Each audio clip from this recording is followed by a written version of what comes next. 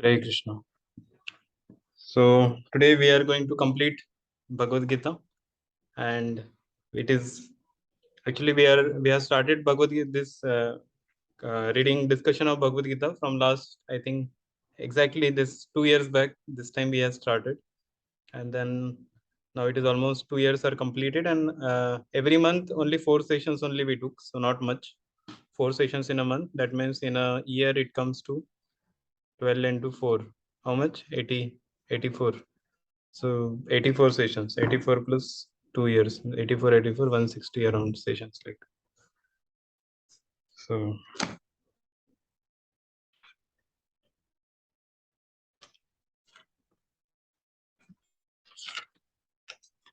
so this Bhagavad Gita has a very wonderful, it's a really book of wisdom, because we see that in our everyday evening sessions which we are taking, we are reading their Bhagavatam tales, which is also good. We are discussing a lot of pastimes from the Bhagavatam and then discussing on that and drawing out some lessons. So at the same time, philosophy is also very important to apply those lessons in our life, because until and unless the philosophy is not there, the foundation will not be there. So any building you have to go, so the foundation is very important. The foundation is very strong, then only the building can come up. Like last time we had gone to Warangal, so there we saw the ISKCON temple is only half made. Then later we asked what happened. So he said the foundation is very weak. So they had a plan of making a very big temple, ISKCON temple, but somehow the initially some whoever was involved, I think they didn't get proper guidance. The foundation was very weak.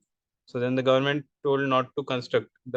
They cannot even build above one floor. Only 2 floors are there, but that also they said it's not a good thing. It may collapse also. And beyond that, they had made a very big temple. Actually, it would have been the one of the biggest temple in the that area, but somehow it remained like that. So and now you can't just destroy the other things. You can't uh, destroy and again build it another one. That is not possible. So the temple is still like that only now also. So we say that foundation is very important. So Bhagavad Gita is like a foundation. When we read Bhagavad Gita, when we understand the philosophical those concepts, where like Krishna is telling to Arjuna, when we understand that very thoroughly, then you think that you see that you become very strong in spiritual life. Then whatever things come, we become very determined in our practicing rules and regulations in our devotional service, and even preaching very convincingly we can preach the message of Krishna consciousness. So in that way this becomes very easy. So now we are coming towards the end of this Bhagavad Gita. So I will just tell you the entire Bhagavad Gita, how it is divided. So we had started with the chapter 1, where Arjuna is uh, refusing to fight. He is saying, he is giving so many reasons. So initially he was very enthusiastic, but when he saw Bhishma is there, Drona is there standing in front of him, then after seeing them he became very weak. He thought, oh, these are my relatives, my uncle, my guru, my forefathers. How can I kill them? So immediately that compassionate nature came, and then he gave 1, 2, 3, 4, 5 reasons that why I will not fight. And then he just kept his Gandiva bow down and he said, Krishna, I cannot fight. So that is chapter 1. And the chapter 2 started. Again, Arjuna was confused. He said, oh, I am not able to understand. What should I do? I am a Kshatriya. Should I fight or not? And then so many things started coming in his mind. And then he says, Karpanya dosho pahata svabhava prishami tvam dharma sammoda cheta. That means the miserly weakness has overcome me, and I am not able to understand now what is good for me. So Krishna, please instruct me. And so this was the point. Krishna didn't started speaking Bhagavad Gita. In the entire first chapter, Krishna didn't speak anything. In the second chapter also, Arjuna was only speaking. But when Arjuna came to the understanding, okay, I am your disciple, now you instruct me. I don't want any more uh, friendly talks. I want to follow your instructions. Then that was the turning point in Bhagavad Gita, where a friend has become a disciple. And then Krishna says, okay, now I will tell. But before telling also he smiles. So there are multiple reasons acharyas give why Krishna smiles before answering or before speaking about the teachings of Bhagavad Gita. Krishna says, it is Acharya says that actually the for the spiritual master or the Supreme Lord, the problems of the disciple are very insignificant. So they, and for such a small problem they will cry so much. So that's why they laugh. Oh, for such small thing and you are so much making it a big. So like that, that is one of the thing. And also now because the friend has become disciples, that is also one of the reason that Krishna started to smile. Even in the case of Narad Muni, when he came, Vasudeva was dissatisfied. Narad Muni, first thing he does is he smiles and then he chastises. So Krishna also here he first smiles and then he starts chastising Arjuna. That, oh Arjuna, what kind of impurities have come upon you? You are such a great Kshatriya. You have killed all the demigods also. You have even killed the Kauravas. You have already defeated Kauravas many times. You have defeated all the demons. You have defeated the Gandharvas. You have defeated. You even got the weapons from Indra, Agni, then Shiva, and so on. So you should be. You are the one of the powerful person in this entire world, but still you are into this difficulty now. So that's why he smiles and he chastises him. And then he starts with Bhagavad Gita. So basically, Bhagavad Gita, the entire Bhagavad Gita, whatever Krishna wanted to tell, everything is covered in the chapter 2. That's why the title of the chapter 2 is Contents of Gita Summarized. That means if you see even GITA, it's like G stands for Guru, I stands for identity, T stands for two dharmas, Nitya Dharma and Swadharma. And then there is A stands for Atmaram, that is self realized. So G stands for Guru. So Arjuna approaches Guru and then he gets knowledge of identity. I am not this body, I am a spirit soul. And with that identity, he starts performing two dharma. Swadharma is about body, Nitya Dharma is about soul. So when one follows Nitya Dharma and becomes complete, then he becomes Atmaram, that is A. So all these four letters, Gita, everything was summarized in the chapter 2. But then Arjuna still, he was, it's like a person convinced against his will remains with the same opinions. So even after convincing so much, still Arjuna remains with the same thing. Should I fight or not? And then he asks a question, and that's how the Bhagavad Gita continues. In chapter 3, 4, 5 till 18 it goes. And if you see all this chapter 3 to 17, the entire this chapter of around 15 chapters, that is there in second chapter only. But same things are elaborated in different sections. So second chapter, Krishna tells Karma Yoga, Jnana Yoga, Bhakti Yoga, and the ultimate thing, surrender unto me. He tells everything. But then because Arjuna asks the question, then it continues. Then the same thing Krishna explains more elaborately.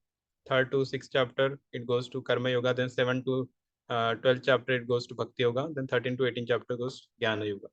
And now, actually 17 chapter only Jnana Yoga, everything gets over. And the 18th chapter is like a conclusion. So a good teacher means initially will give a summary of the entire session and then he will elaborate that entire concept and at the end he will again conclude. He will summarize again all the things. So similarly, 18th chapter is like a summary. So we have seen the so last time whenever I think a month ago we had taken a session. That time we covered the 18th chapter till verse number 50. So that much is covered and now remaining 20 verses are there 20 like that. So I will just quickly take you through those 50 verses and then we will go towards today's discussion on this Gita, conclusion of Gita. So I'll share your PPT, which will become easy for all of you to understand. Sorry, sir.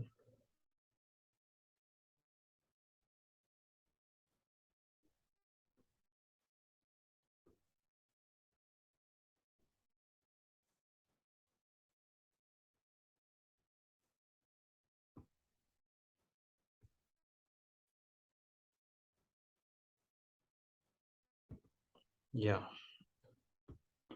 So all of you are able to see PPT?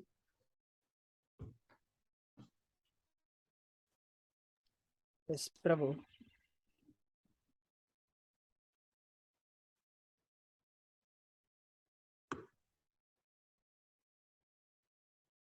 PPT is visible, no?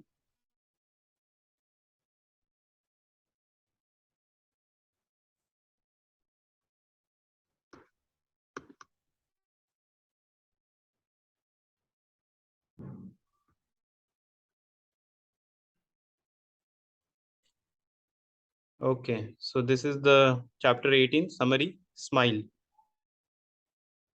So we have covered the summary of Karma Yoga. So I'll just quickly take you through the slides also. Yeah, summary of Karma Yoga 18.1 to 18. So all of you are able to see, no? I'm not getting anyone's sound. No, Prabhuji, it is loading now. No, Prabhu, it's loading. Okay, not visible. You are not in good network. I think. Yeah, Prabhuji. Yeah. Is it coming now? No, Prabhu.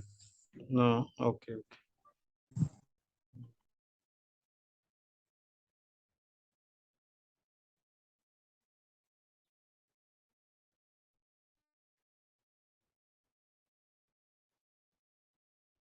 Okay, I'll show you the another PDF of the same PPT. That will be easy, I think. PPT takes time to load.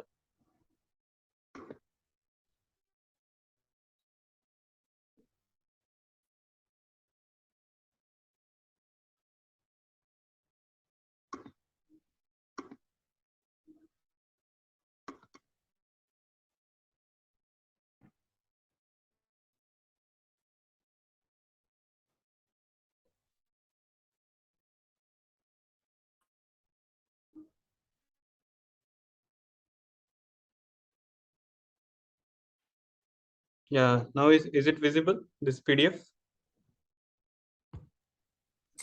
No, Prabhu. Not yet, Prabhu. No?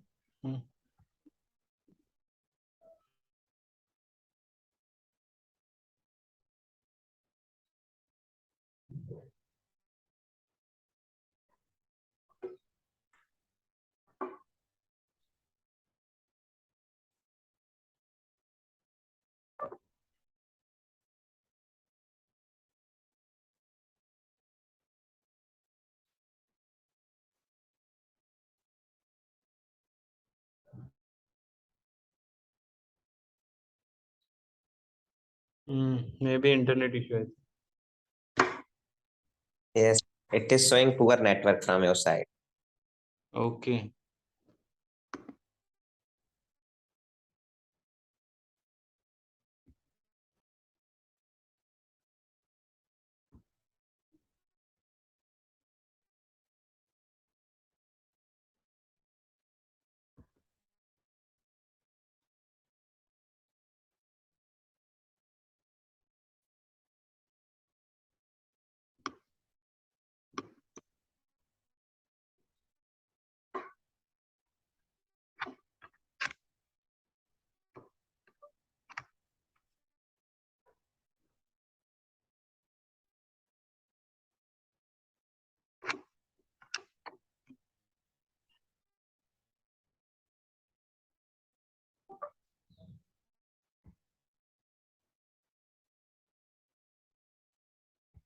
Okay, then I will just speak. All of you just here. That is the only solution now. PPT I will not be able to show you. I'll speak from the PPT. You have to now visualize that PPT in your mind, and that's how. At least voice is coming clear, no? Yes, voice is clear. Okay. Prabhu, can you share the PDF with me? Maybe I can try. Yeah. You can email me the PDF, then I can try to share the No. screen if that so much. Okay, I'll share with you.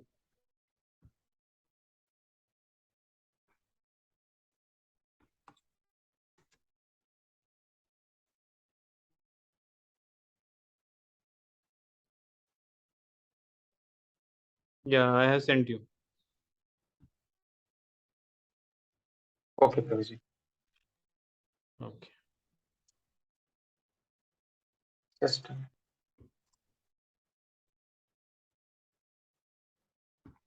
Okay. So what is this? Yes, Ashutosh Pro will share the PDF.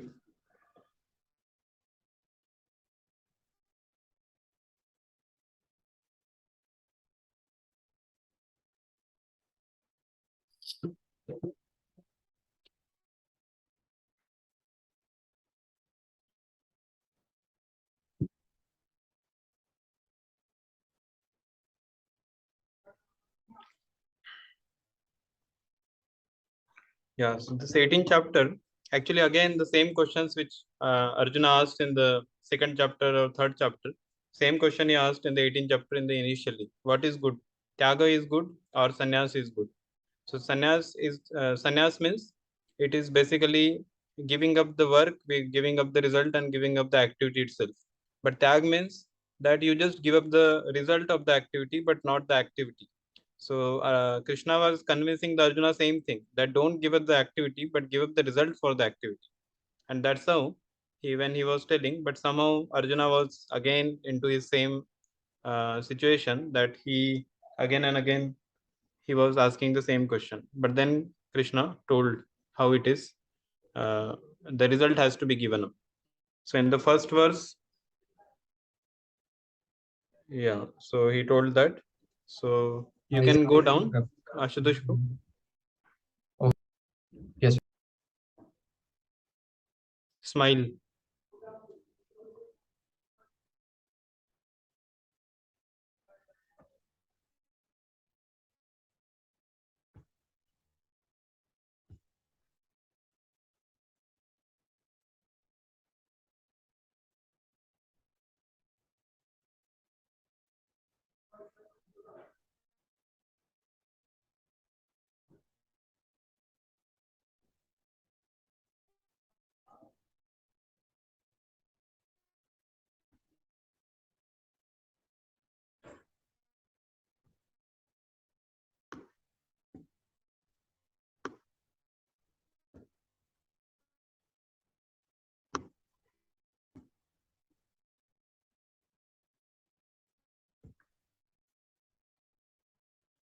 Okay.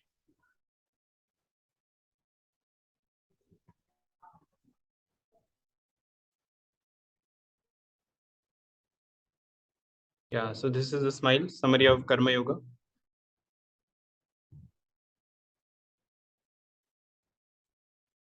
Yeah, so first verse tells about Arjuna's inquiry on sannyas and tyag. So that's what I was telling. And then Krishna defines what is sannyas and what is tyag. So as I told, tyag means to renounce the fruits of one's work, whereas sannyas means renounce the work and fruit both. So that is not what Arjuna was supposed to do. So Arjuna was in confusion. So then it goes on. Then Krishna starts explaining again about Karma Yoga. So as I told, 18th chapter is a summary of entire Bhagavad-Gita. So 18th chapter again summarizes the Karma Yoga section, that is second to sixth chapter. Again, that is being told here. So there are two types of karma activities: Nitya Karma and Kamya Karma. So Nitya Karma means prescribed duty, like a student is supposed to study. So that is his prescribed duty. But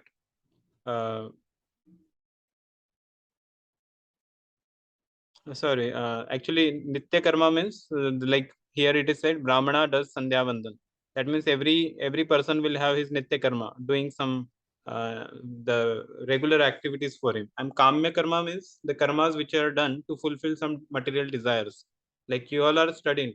So studies comes actually in Kamya Karma, because if you see study, so actually it is Jad Vidya. Why one should study? One should just practice spiritual life and go on, go back to God. But that is Nitya Karma, it comes, spiritual life. But then Kamya Karma means, because being in this world, we have to work also, we have to do job, we have to study for that. So that's why that comes in Kamya Karma. So that's why it is said here, in sannyas, one gives up Kamya Karma and performs only Nitya Karma. But that is recommended only for very, very exalted souls. But in our case, we have to just have tag a platform where we do the activities, but we are not attached to the result. So then Krishna, in the third verse of this 18th chapter, Krishna tells about two opinions of Tyag. First, he says, just give up, because ultimately all fruitive activities are faulty. Why to do it? So just give it up. But then some other people say that, no, it should not be given up. Sacrifice, dana, charity, these are the duties of a householder. So it has to be performed. And then Krishna says, I will tell you, this was opinion of other people, but my opinion is what? Then he says, yes, never give up acts of sacrifice, charity, and austerity. So we should do it. So that is the right renunciation.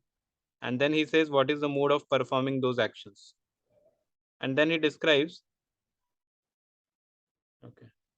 Then he describes about Tyaga in ignorance, passion, and goodness. The three modes it comes. So Tyaga also we have to do, but in which way?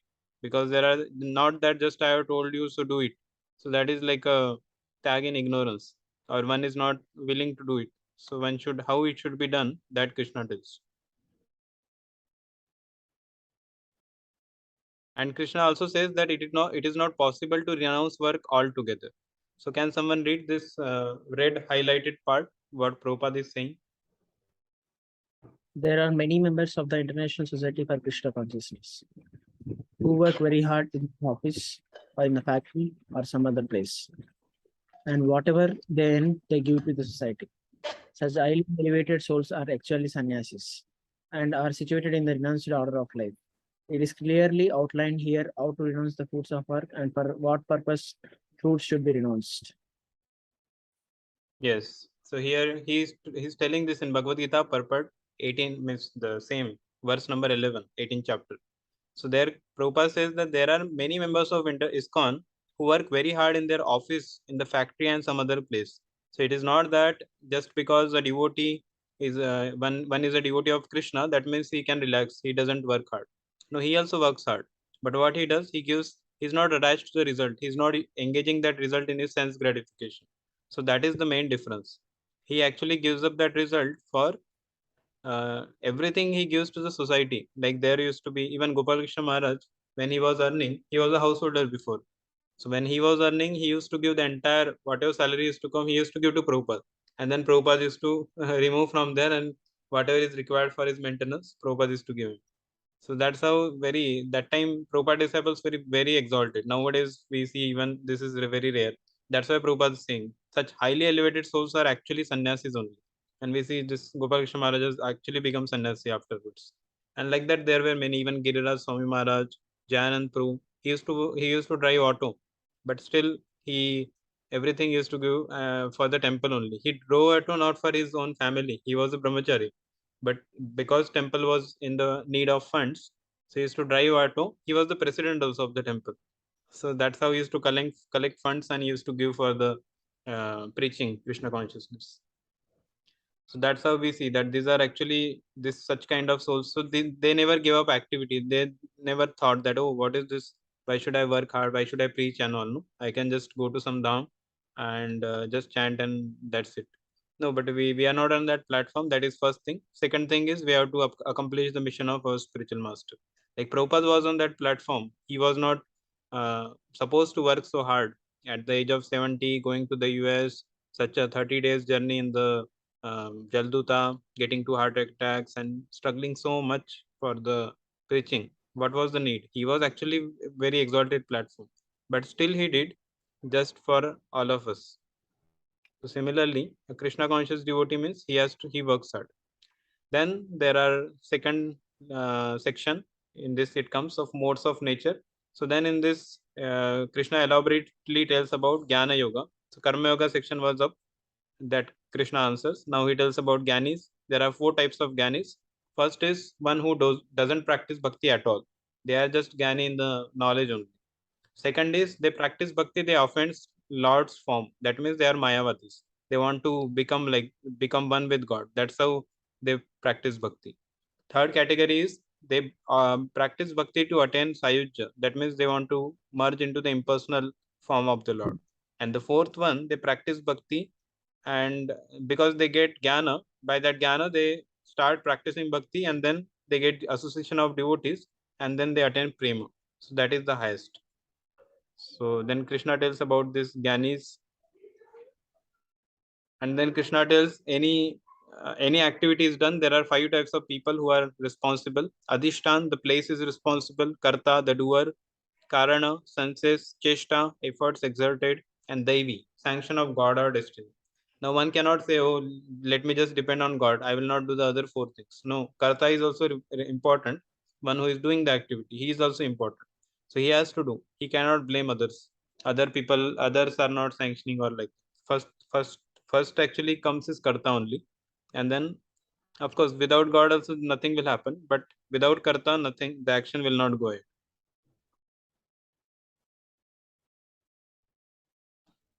And then doership mentality, how one is not, we are not doer, and that Krishna tells the deeper analysis of this.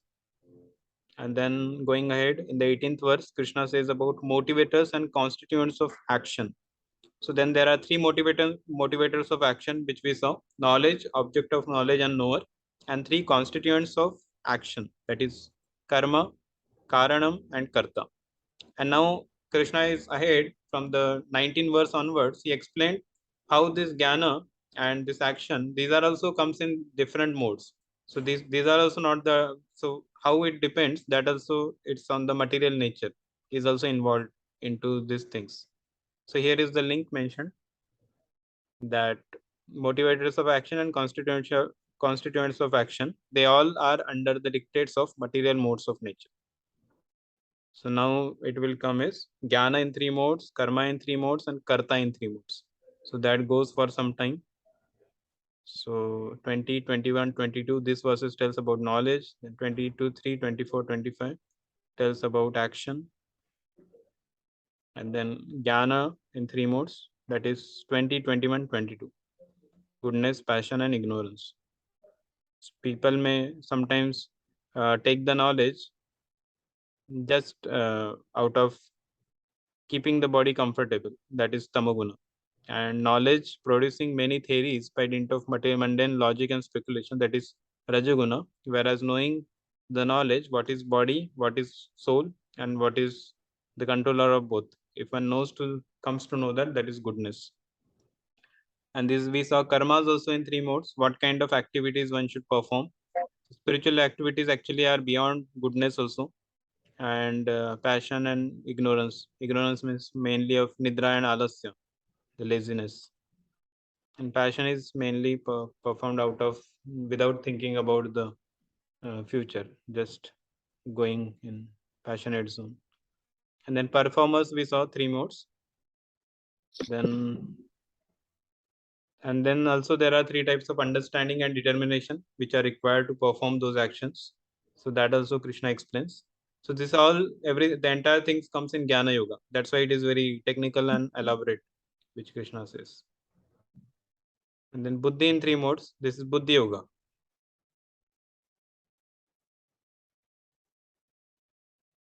And then again three types of understanding and determination. This 33, 34, 35. And then happiness. This also we elaborately discussed about how happiness and goodness, passion, ignorance.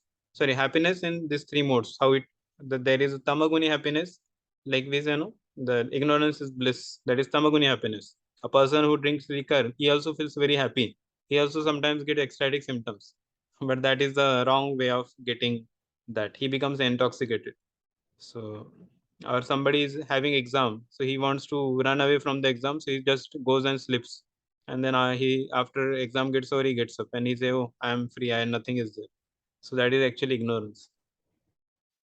And we saw this also, how goodness is poison at the first but nectar at the end, and passion is nectar in the beginning, poison at the end. Then again determination in three modes. So modes control all our activities and all beings. These are different photos. By seeing the photos also you can understand the concept and the thing very properly. So Rajampur has made all this PPT like that. So then third section comes is ideal worker. So this was what we saw the last time and we ended.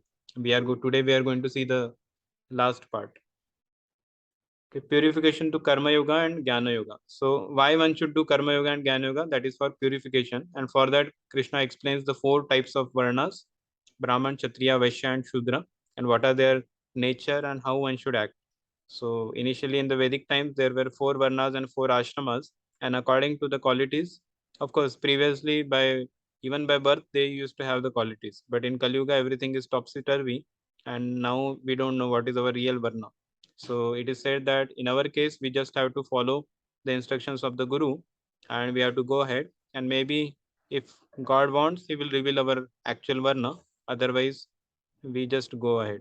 But actually, in Kali Yuga, everybody is Shudra only. There are no, the top three classes are not there. Brahman, Kshatriya, Vaishyas. Everybody is Shudra and lower than that. Chandalas, Yavanas, Malichas, in that category.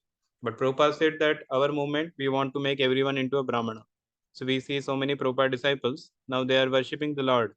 Even though they are born in a very low class family, but because of their qualities, because of their past Sukruti, and by the association of Prabhupada, they are now become Brahmana. And Vaishnava is, of course, beyond Brahmana also, when one becomes devotee of the Lord.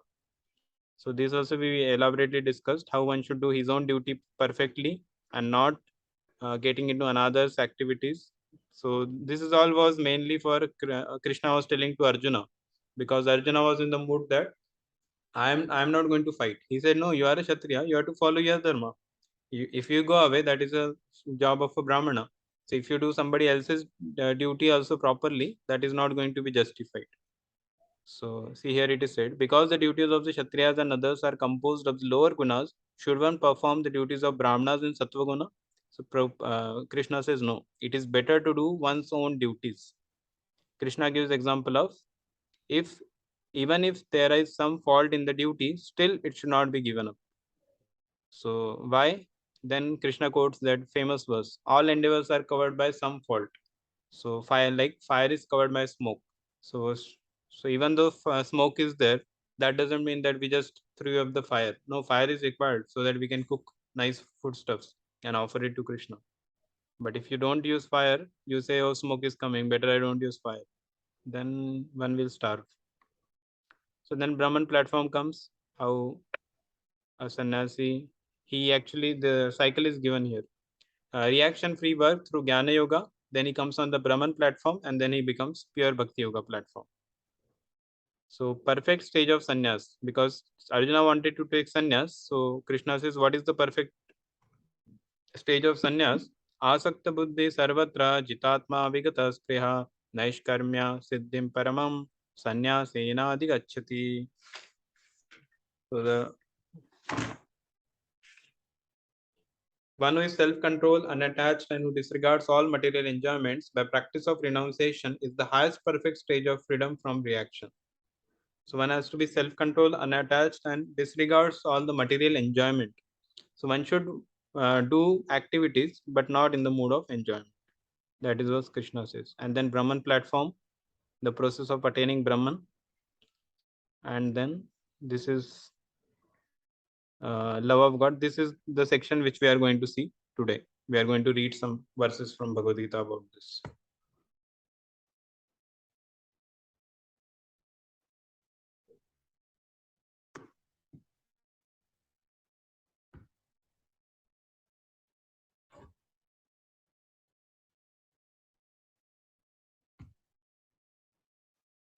Achutushru, you can go down.